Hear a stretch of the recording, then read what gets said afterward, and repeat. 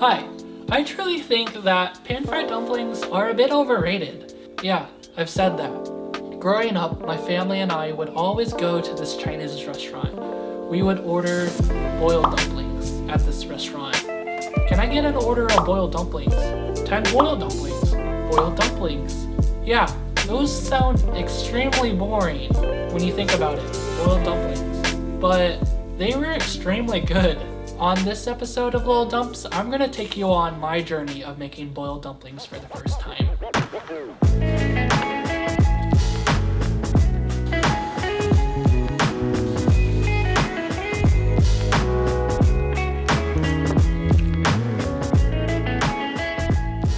For this dumpling, I'll be adding 80-20 pork and shrimp filling with some chives.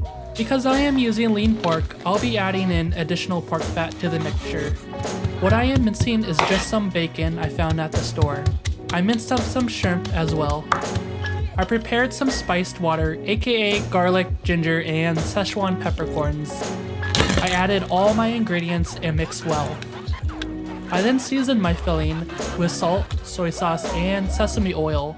I forgot some other things, but that's okay. The key to mixing the filling is stirring in one direction because it not only breaks up the meat, but it releases a protein called myosin, making your filling sticky, stringy, and cohesive. Once done, I set the filling aside and got to making the dough. The dough for this dumpling is the simplest. It is the most forgiving because it is only 2 ingredients, flour and water. The dough recipe is a baker percentage of 100% flour to 50% water. I weighed out my flour and water. I then added my water in increments to slowly hydrate the flour. Once all the water was absorbed, I kneaded the dough by hand. The dough became a ball and I started kneading with 2 hands. I kneaded for an additional 2 to 3 minutes before my first rest. I did this process 3 times.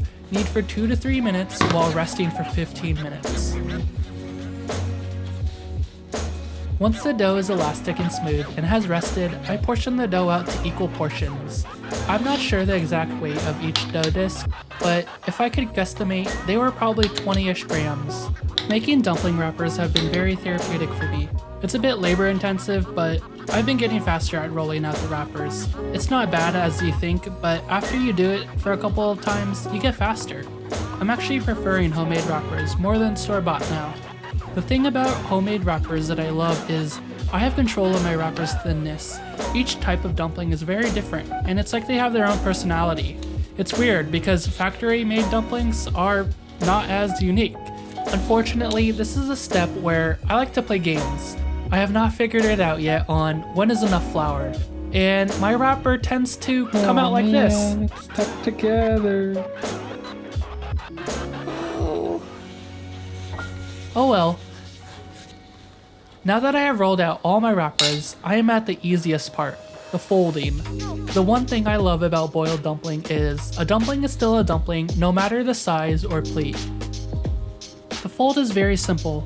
Close the top like so and push the sides in, then you smash with your thumb and index finger.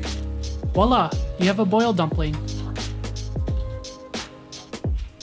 As you can see, my dumplings are not really dumplings. They look like grenades. They are huge. And how the heck am I going to cook this? Easy. Just add them to a pot of boiling water, and once they float to the top, you are ready to eat some raw dumplings. Just kidding, don't do that. The trick that I researched in making perfectly cooked dumplings is that once the dumplings float to the top, you add cold water to the boiling water. Once the water comes to a boil again, add more cold water, and repeat about 3 to 4 times. Boiled dumplings have a tendency for the skin to cook faster than the filling. You'll have a cooked wrapper but a raw filling. What the cold water does, it allows the cooking process to be slowed down so the wrapper and filling cook evenly. This dumpling is probably my favorite so far. It may be one of the easiest ones I made, but pair this with some chili oil and rice, it is top 3. I do think if you want to make dumplings for the first time, this is one of the first ones to try. It's simple, low consequence, and quite rewarding. I'll rate today's dumpling a 4 out of 5. Simple, easy, and very tasty. So far I've made xiaolong bao, shengjin bao, and boiled dumplings. If you have a suggestion for what's next, let me know. I may make it.